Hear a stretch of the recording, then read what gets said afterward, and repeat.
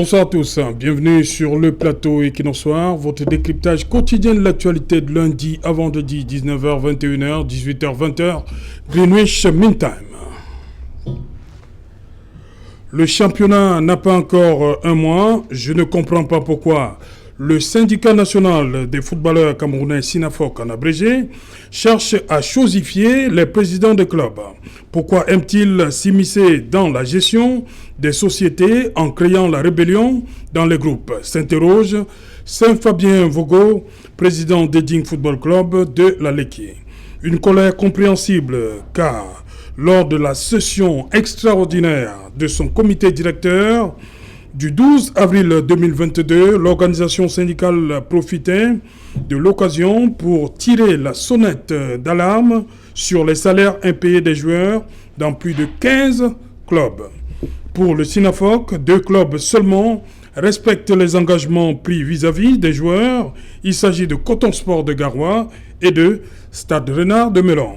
La rencontre du 24 février 2022 entre la FECAFOOT, le syndicat des joueurs et joueuses, les associations de clubs professionnels et de football féminin avait conduit à un certain nombre de résolutions.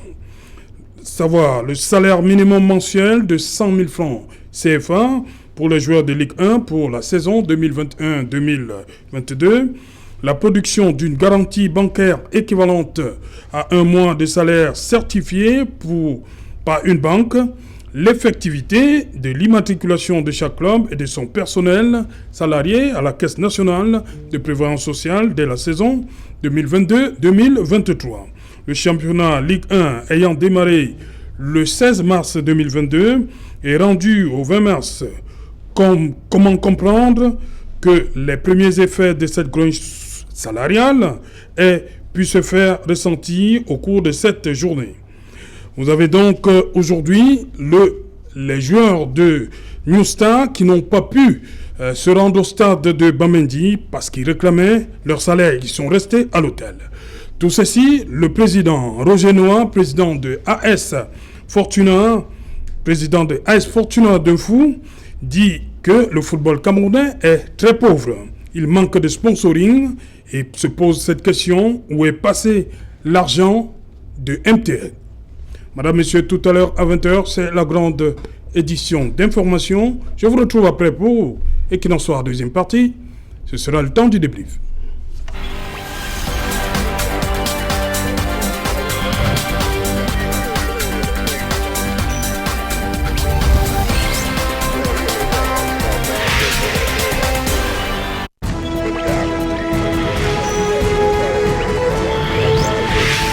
Salaire impayé des joueurs locaux, ça recommence. Pour en parler, nous avons invité un plateau ce soir, Hermine Maï. Bonsoir. Bonsoir Serge Alain. Bonsoir à tous ceux qui nous regardent et nous écoutent en ce moment. Voilà.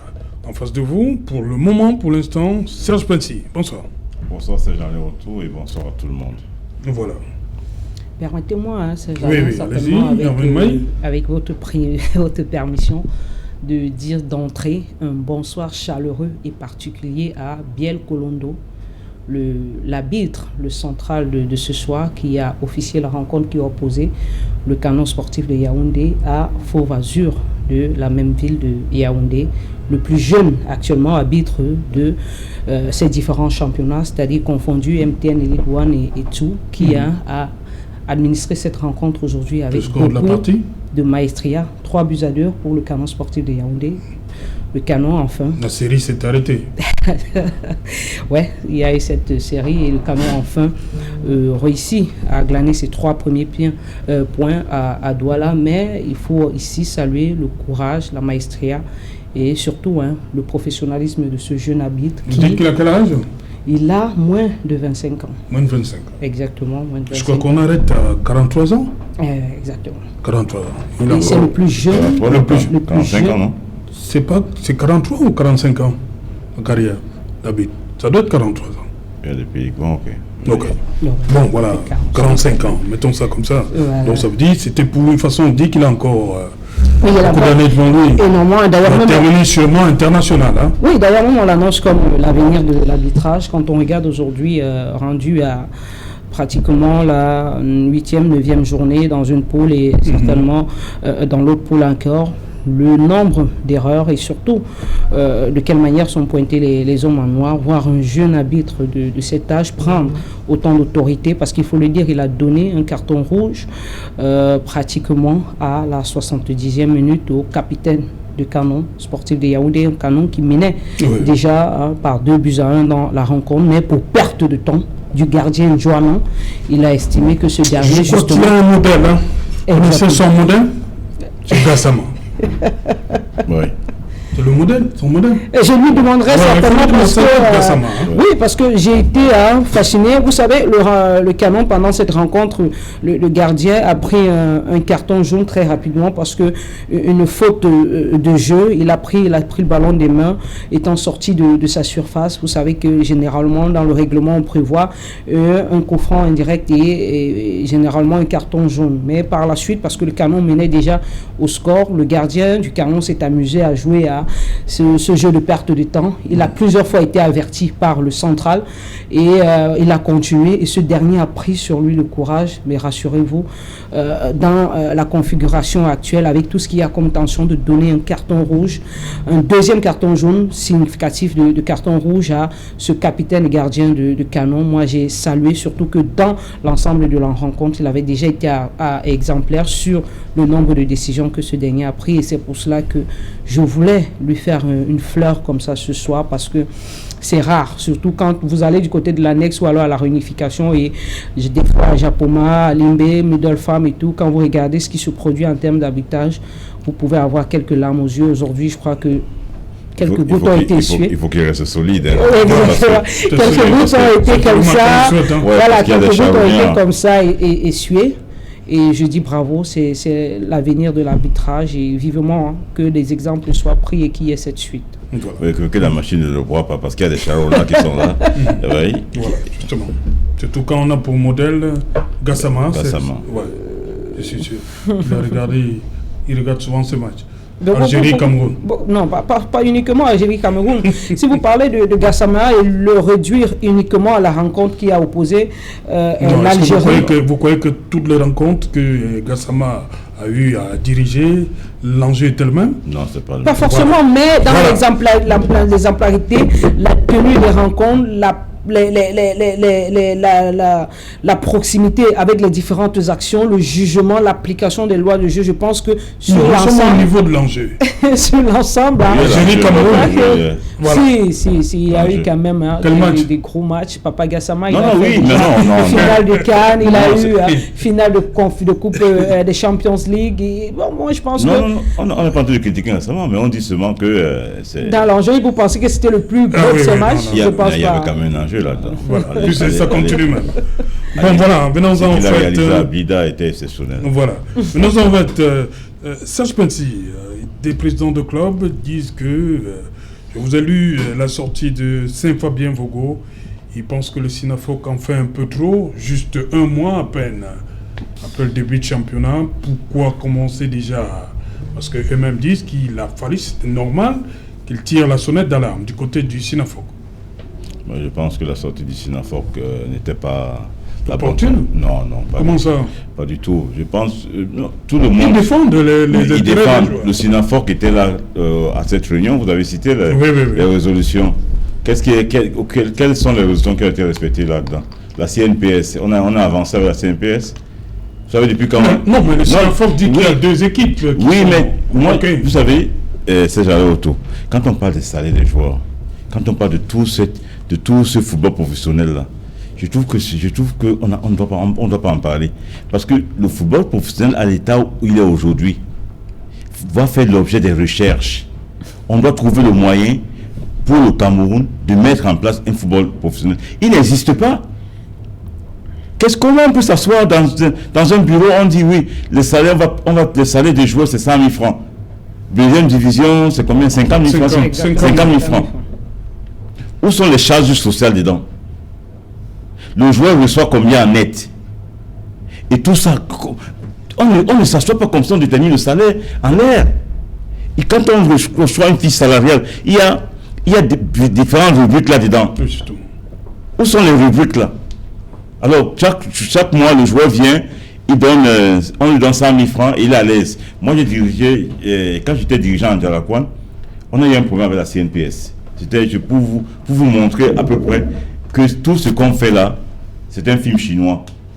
Parce qu'on a eu des problèmes avec la CNPS à Ndialakoane. Pourquoi? Parce que nous, on payait les joueurs 100 000 francs chaque mois. Et 3 mois après, la CNPS est à la porte pour nous demander les charges sociales. Ceci, on doit payer ceci, on doit payer cela. Mais attends, rien n'est réglementé. On nous avait menacé de fermer, de sceller. Donc, débattre aujourd'hui de Snapchat, oui, il est dans son rôle de syndicat, de joueur et tout ça là. Mais il doit prendre en compte tout ce qui se passe actuellement dans le football professionnel du Cameroun.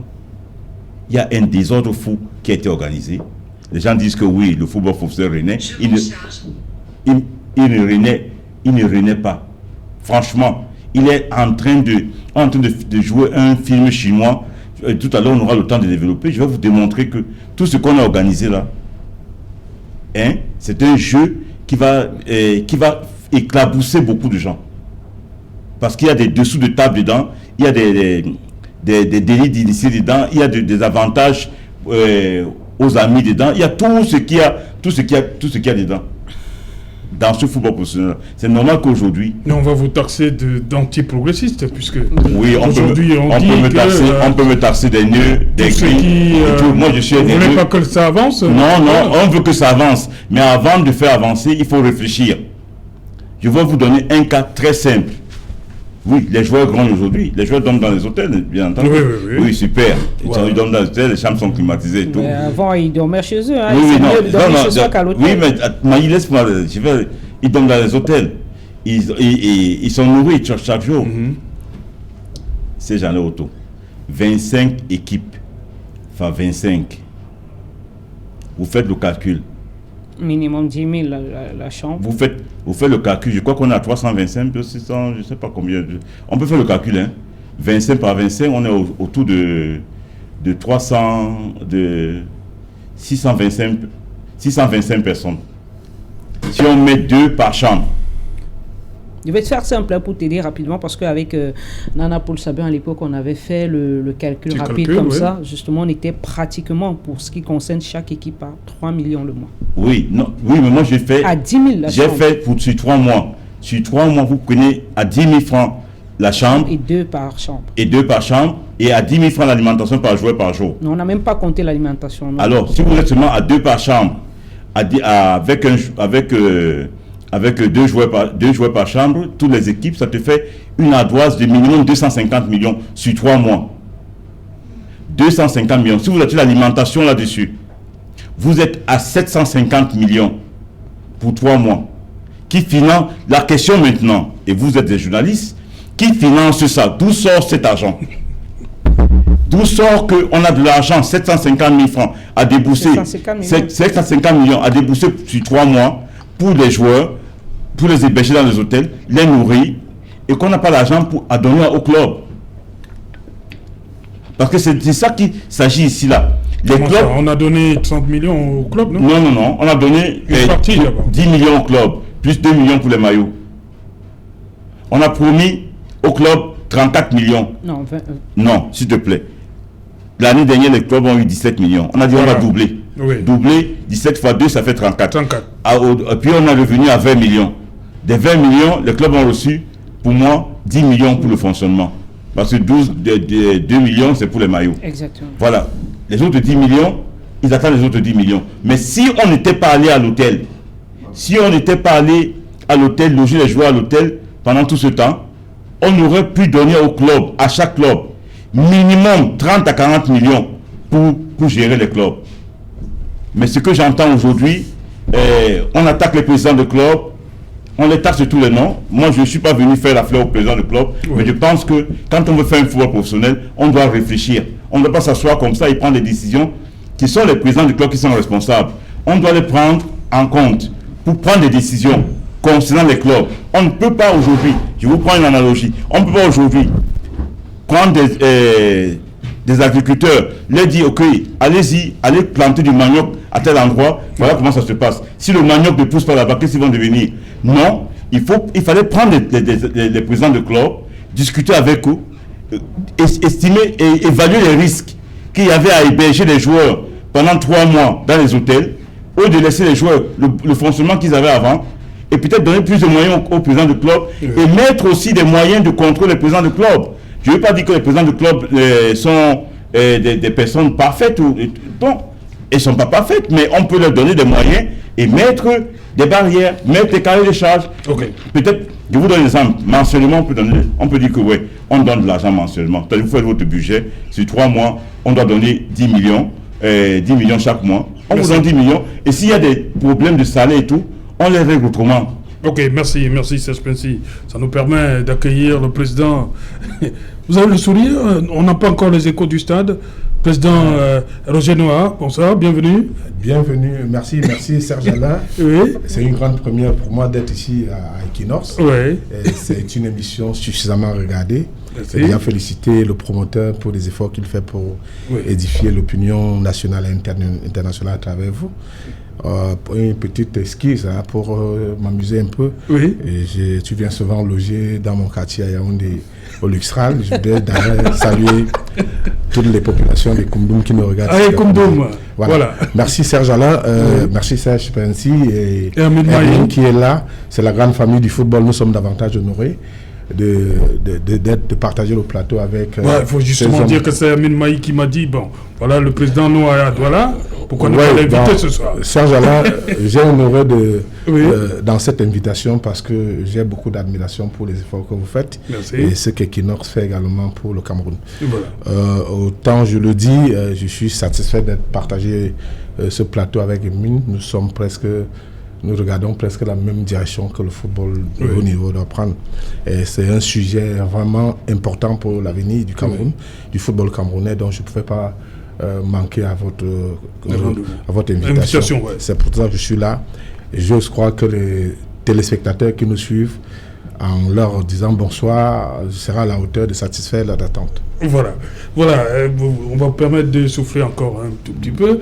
Voilà, Hermin Maï, le président de club, trouve que c'est un peu trop tôt, cette sonnette d'alarme qui vient du Sinafoc. Votre avis là-dessus? Un mois à peine. Bon, quand on dit un mois à peine, je voudrais essayer que tous ensemble, on essaye de s'y construire. Parce que quand on dit un mois à peine, c'est-à-dire que on prend... 16 mars. Justement, 16 mars, on prend le début, ou alors on estime que le joueur a droit à son salaire le jour où le championnat a commencé. Et moi, ça me gêne un peu. Oui. Vous savez, tenir compte de l'avant? Bien sûr, il faut tenir compte de l'avant. Généralement, on dit chez les anciens, ça commence dès la reprise des entraînements, et chez les nouveaux, dès le jour ou alors le moment où vous avez paraphé votre contrat. C'est à ce moment donné que vous entrez véritablement dans les groupes, dans l'effectif, dans la société et dans le club qui vous emploie. Par conséquent, à partir de ce moment, il faudrait que lors de la signature de votre contrat, vous ayez établi un certain nombre d'accords qui vous permettent de dire à un moment donné, voilà, j'ai besoin de mon salaire ou je ne l'ai pas. Mais il est très difficile aujourd'hui de pouvoir, d'une certaine manière, essayer comme ça, Serge Alain, de parler de cette affaire de salaire des joueurs parce que j'aime à le dire, comme on fait son lit, on se couche. Comment est-ce que l'on a commencé? Qu'est-ce qui nous pousse et qu'est-ce qui nous amène en arriver à la même situation aujourd'hui? Comment est-ce que l'on a défini le football professionnel dès la base? Je pensais à sembler vous le dire tout à l'heure.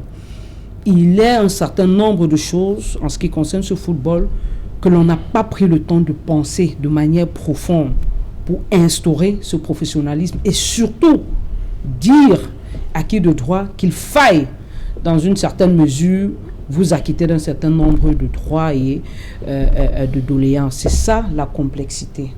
Vous serez aujourd'hui en train de vous dire, bon voilà, il est tôt, on a écouté par-ci, par-là, les joueurs sont montés, ils sont descendus. Moi, revenons au simple basique. C'est-à-dire, celui qui aujourd'hui va vous dire que je réclame un X ou un Y ou un Z, quel est le contrat qui le lie au club? qu'est-ce qui est stipulé à l'intérieur? L'a-t-il? Parce qu'au niveau du SINAFOC, on commence à lui poser des contrats, des plaintes, on n'a pas payé des salaires, on n'a pas fait ci, on n'a pas fait ça.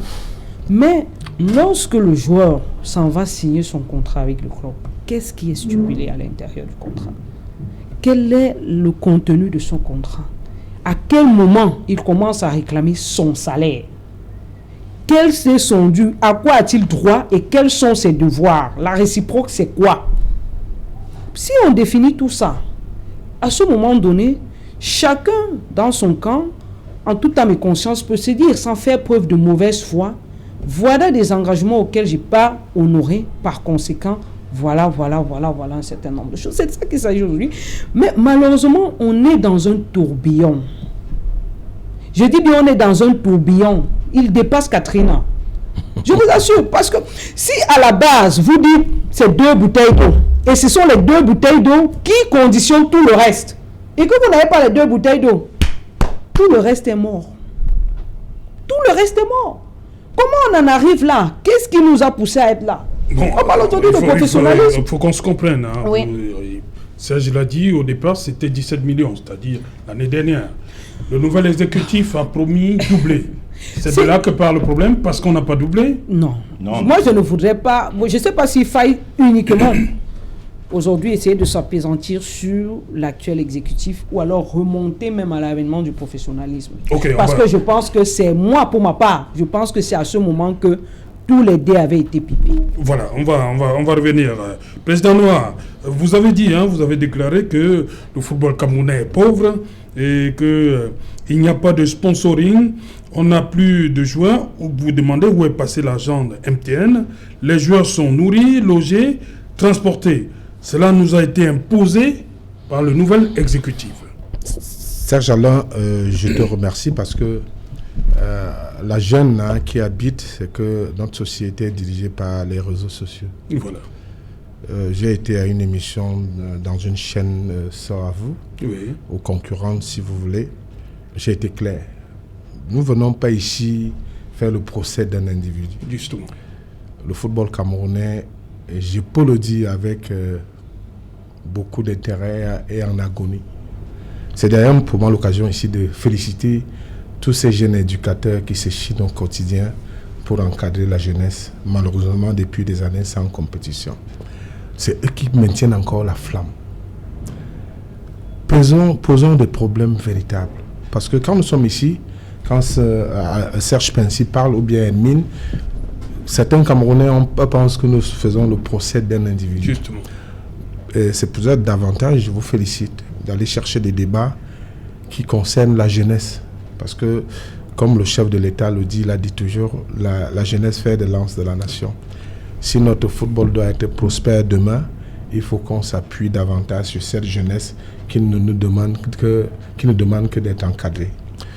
Et en majorité, les présidents de clubs sont des parents. Parce que nous avons aussi nos enfants.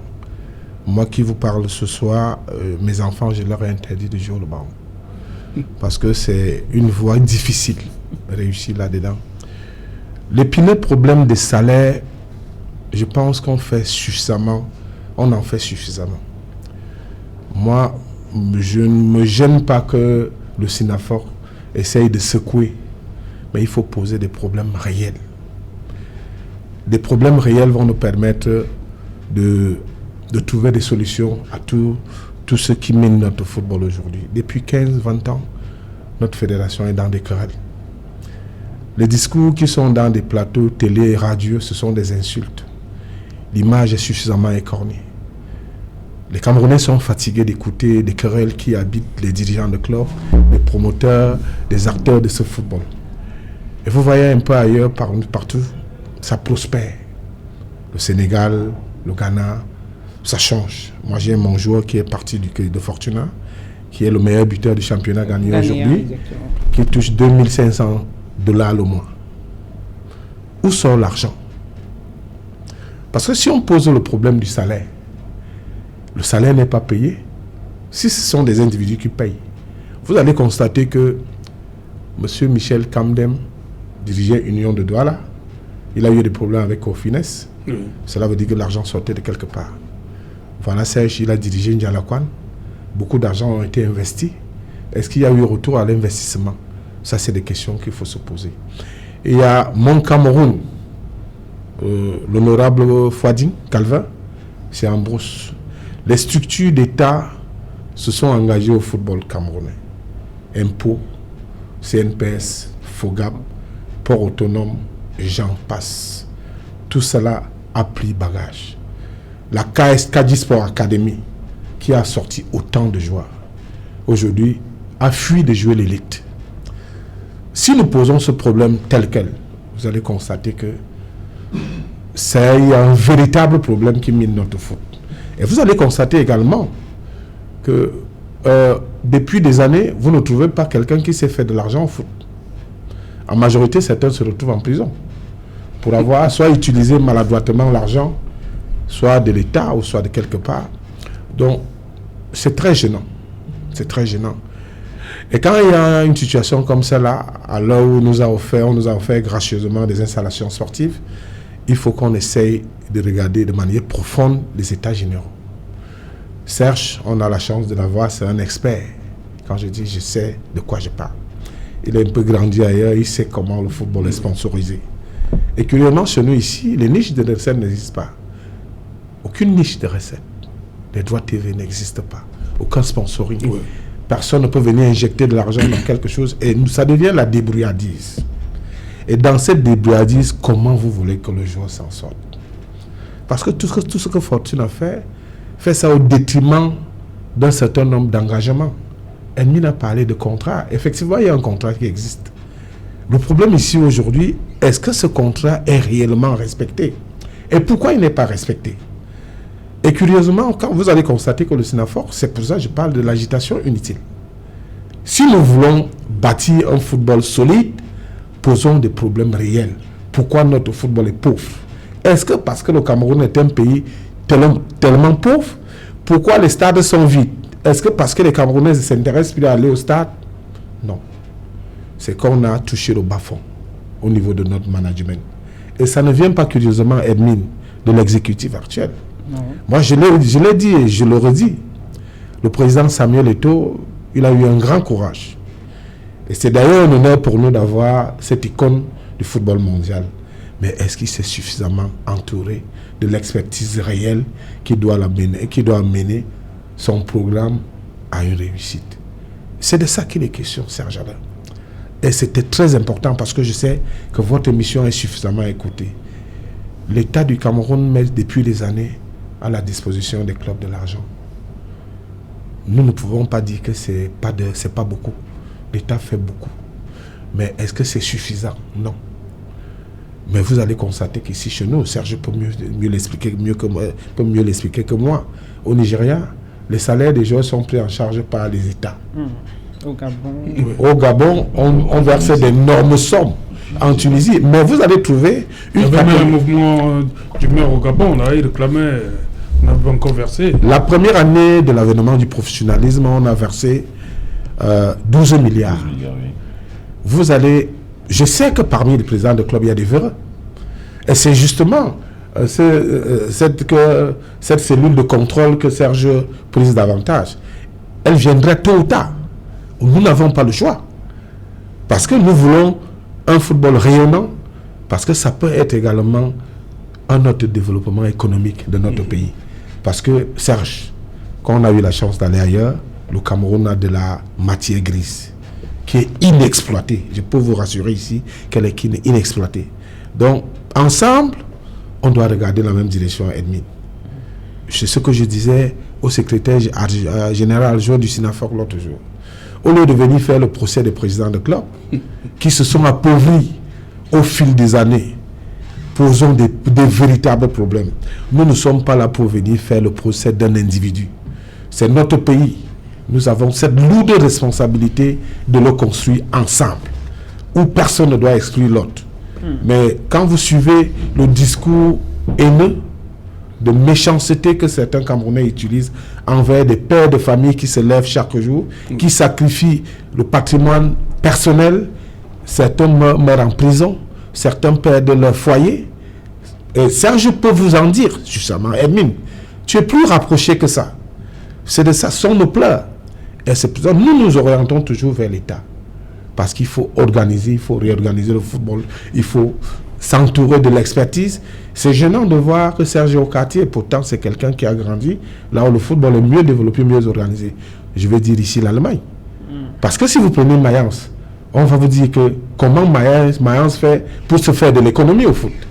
Là-bas, on parle déjà de l'industrialisation du football. On ne parle plus du football jeu. Mais ici, pourquoi Fogab fuit? Fogab sait que je prends l'argent dans une banque, mais il n'y a pas de régénération. Qu'est-ce que je vais faire après 5 ans? Je vais me retrouver dans une grosse faute de gestion.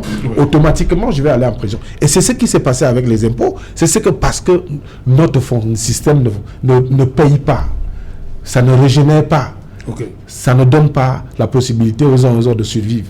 C'est pour ça que vous allez trouver Étoile de Sazor n'existe plus depuis que le feu président est parti. Et si nous demandons qu'on va continuer avec le mécénat, c'est aussi un gros risque. Parce que le jour que le mécénat s'arrête, tout tombe. Donc il faut chercher une économie qui nous permet de rester dans un financement pérenne. L'Angola a essayé un peu avec un fonds sportif qu'ils avaient créé. C'était une banque de sport. Donc, et aux États-Unis, vous savez comment ça se passe, Edmine. Nous parlons des histoires à dormir debout ici, alors que les gens voyagent tous les jours. Ils savent comment ça se passe un peu ailleurs. Ils ne peuvent pas implémenter ça ici. Merci, Président. Serge Pensy, le SINAFOC présente 2 modèles. Coton Sport et Stade Rennais de Melun. 2 clubs qui sont à jour avec... là-bas, il n'y a pas de plainte. Comment comprendre? Je ne suis pas dans les enquêtes du SINAFOC, bien entendu, mais je peux vous dire que Coton Sport utilise aussi l'agent de l'État. Voilà, justement, par rapport à... Coton utilise l'agent de l'État. C'est pareil pour le Stade Rennais. Oui, pareil pour le Stade Rennais. Donc, Coton Sport, c'est l'agent de l'État. Là, je crois que la société Coton est une société de l'État, du Cameroun. Donc, quand elle ne dit pas qu'elle débourse de l'argent pour le sport, c'est de l'argent de l'État du Cameroun. Ce que les autres clubs n'ont pas. Parce qu'il faut le souligner ici, les Fortuna ou UMS ou New Star n'ont pas ces moyens. Je vous dis que le professionnalisme, c'est quelque chose qu'on pense. On a toujours dit ici, ouais, les présidents de clubs ont créé des clubs, c'est leur... Mais ils disent qu'ils n'ont pas les mêmes moyens, mais le SINAFOC de l'autre côté dit que... On dit que c'est parce que les présidents ne veulent pas ouvrir. Non, ça ne peut pas. Ils veulent non, ça ne peut pas que marcher. Ce soit leur seule affaire. Non, ça ne peut pas marcher comme ça. Ça ne peut pas. Oui. Il y a des modèles qu'on a dit, qu'on transforme les clubs en société. Et tout. Oui. Mais ça, j'ai toujours dit, ça ne se pense, ça ne se dit pas comme ça. Ça fait l'objet de recherche. Si vous allez en Tunisie, ça fait l'objet d'un modèle de recherche. La Tunisie, pour mettre son pouvoir puissant en France, ils ont plus 10 ans, où l'État a injecté chaque année de l'argent dans les clubs, et avec un cahier de charges, tu devais te construire un centre d'entraînement. Et ici, on a juste décrété que telle saison, le championnat devient professionnel. On dit oui, les joueurs ont besoin de 100 000 francs par mois en première division. Deuxième division, 50 000 francs. Ils ont 25. C'est pas de la moquerie, là. Il y a 25 fois. Mais oui, mais non, c'est pas de la moquerie, c'est de l'amateurisme, c'est de l'inesprit. Non, je dis 100 000 francs pour un joueur. Oui, c'est de l'amateurisme. Bon, je parle pas que. Je veux pas utiliser les mots durs, parce que moi, je dirais peut-être c'est de l'ignorance. Parce que quand on ne connaît pas un domaine, on prend des personnes qui peuvent réfléchir dans le domaine, parce que même le faux professeur doit faire l'objet de recherche à l'université. C'est-à-dire que vous avez l'INGS. Vous savez, pour ceux qui ont... Vous avez l'INGS au Cameroun. Vous avez les écoles. C'est pour ceux qui ont vu le diamant de fait président Claude Zundia à Canabique à l'époque, qui savait le 300 000. Oui, mais ça adossé à sa société, il Tracam. Même jusque-là, oui. Mais comment comprendre près de 20 ans après... Oui. Vous avez vu la fin. Ça, c'était au milieu des années 80. Oui, mais vous avez vu la fin. Le retour sur investissement n'a jamais existé. Parce que même quand vous mettez ces sociétés, vous avez un modèle de société, vous avez vu ce qui est venu à des clubs comme Tonnerre. Quand ils ont fait 1 ou 2 transferts, les gens n'ont pas compris comment l'argent rentre. Il y a ça crée des querelles. Hein? C'est pas seulement Tonnerre, à l'union de droit, ça crée des querelles, partout, ça crée des querelles. Non, il faut penser à un modèle de professionnalisme. Il faut penser, avant de le mettre sur pied, il faut penser à tout ça. Il y a par exemple des domaines qui sont négligés aujourd'hui. Je n'entends pas parler de la médecine sportive. Pourtant, les clubs en ont besoin. Est-ce qu'on pense à ça? Est-ce qu'on pense à d'autres domaines? Donc, je pense qu'on est là, comme Maïa a dit, on est dans un tourbillon.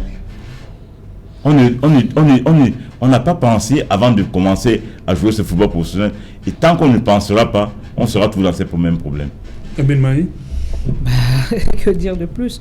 Moi, je pense que le problème, il est plus profond et il est très profond. Vous avez vu que le président Noah a essayé de vous étaler quelques briefs pour essayer d'attirer l'attention. Vous dites que le problème, ce n'est pas cette... je ne sais pas si je peux appeler ça avance. On a promis de doubler, mais jusque-là, les clubs n'ont reçu que 20 000 francs, 20 millions de francs, c'est ça. Comme vous l'avez dit. Je ne sais pas si... 10 millions. Oui, c'est parce que on demande un championnat avec 10 millions, certes, on est logé, on est nourri, on est transporté. Je te coupe la parole, mais démarrer un championnat, ça fait, le club était en entraînement, dans la partie d'entraînement, ça fait 4 à 5 mois. Voilà, il faut calculer tout ça là, les dépenses, les logements des joueurs et tout. Avec 10 millions et tout ça. Certes, on est nourri, logé, délocalisé. Hein.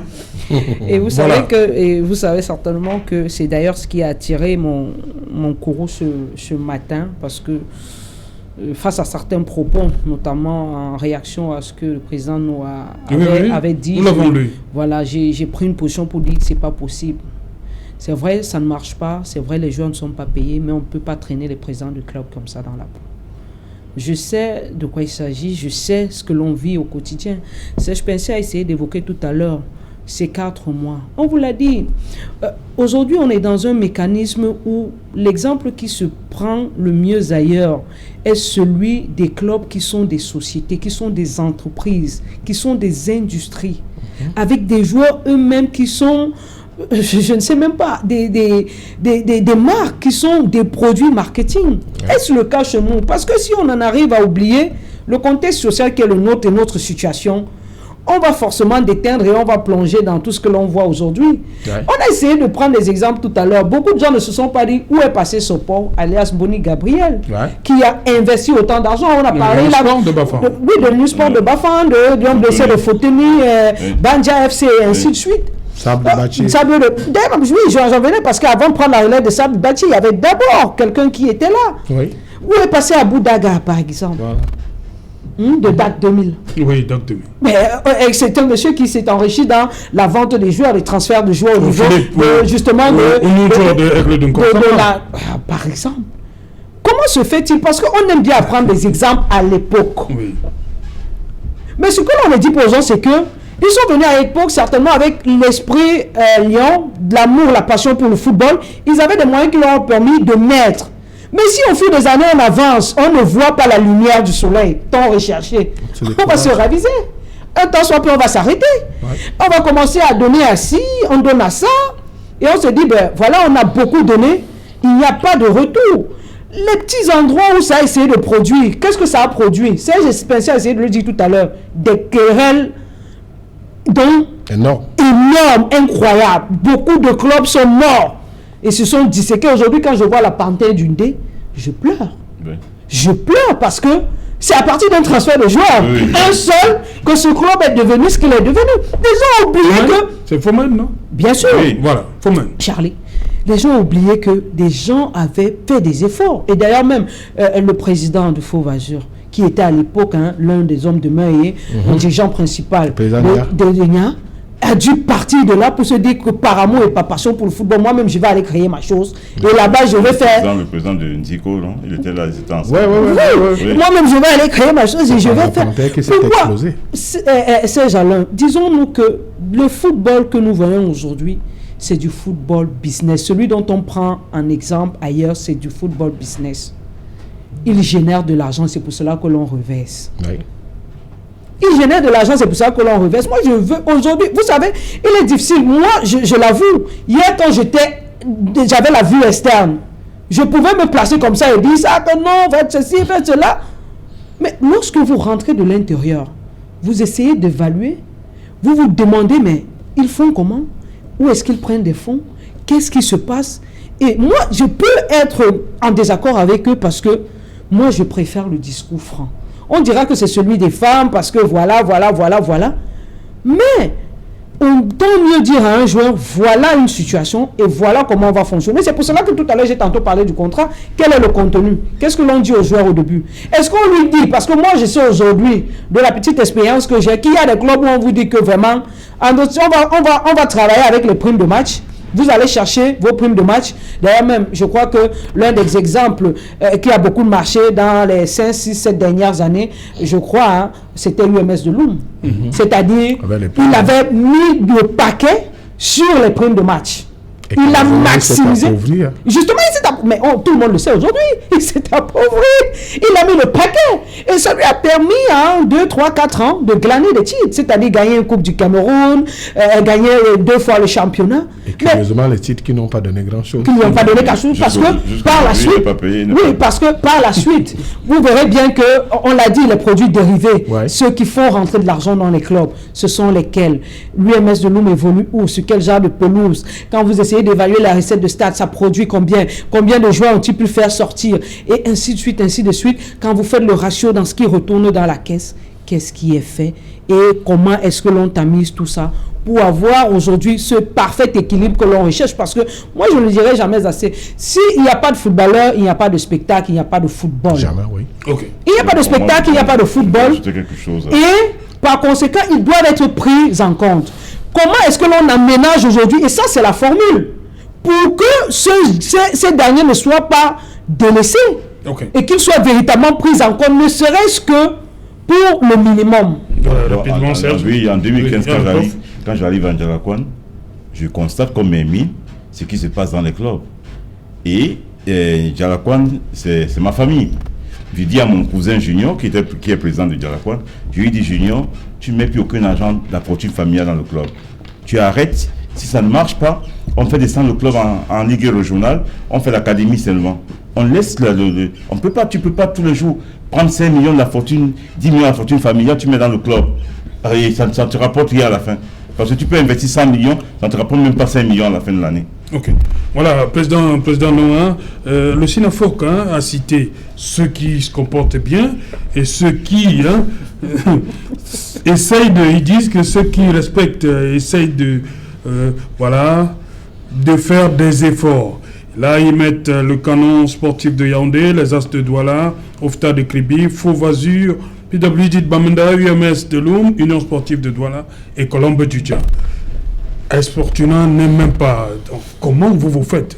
Vous n'êtes même pas cité par le SINAFOC. Vous êtes même un mauvais élève. Selon le SINAFOC. Selon le SINAFOC, malheureusement, comment AS Fortuna? Le SINAFOC n'a pas fait une descente sur le terrain. Moi, je le dis de manière honnête. Je le dis en regardant mes joueurs dans les yeux. Oui. On a procédé par un versement de somme déchargé en début de saison. Il y a ceux qui ont eu une avance salariale de 3, 4, 500 000. D'autres sont allés à 1 million. Il y a des preuves et des décharges à l'appui. Nous ne venons pas ici pour... la situation du footballeur au Cameroun, elle est difficile. Parce que quand nous venons nous asseoir ici pour parler de 100 000, alors qu'ici, à côté de nous, au Nigeria, ils sont à 750 000 francs de salaire mensuel. C'est un peu insulter les efforts que ces gars fournissent sur le terrain. Je sais que parmi eux, il y a ceux qui laissent leur vie. Il y a ceux qui partent jusqu'à laisser leurs membres. Et la carrière s'arrête. Et c'est pour ça que c'est un problème délicat. Et la façon que le SINAFOC parle de ça, ce n'est pas un procès qu'il fallait faire au président du club. Parce que voilà Penty qui venait de vous dire. Venant de son voyage, sortant de l'étranger, il constate que son jeune frère est en train d'injecter progressivement l'argent, la fortune familiale, sans retour. C'est un investissement sans retour. Il lui dit stop, fais attention. Et malheureusement, pendant cette période, c'est la période pendant laquelle le football camerounais est plongé aussi dans les querelles. Il est difficile à l'exécutif fédéral d'aller négocier un contrat de sponsoring. Il est difficile pour vous, la télévision, de venir acheter les droits des images pour dire on vous reverse quelque chose. Donc aujourd'hui, de venir parler, il y a beaucoup de clubs qui font des efforts. Moi, je ne peux pas me lever et dire qu'il y a certains clubs qui font rien, d'autres en font. Voilà, président, on va revenir, on va continuer, ça c'est promis. Après, le journal de Julien Berthe Bissaï, la journaliste préférée 2021. Voilà.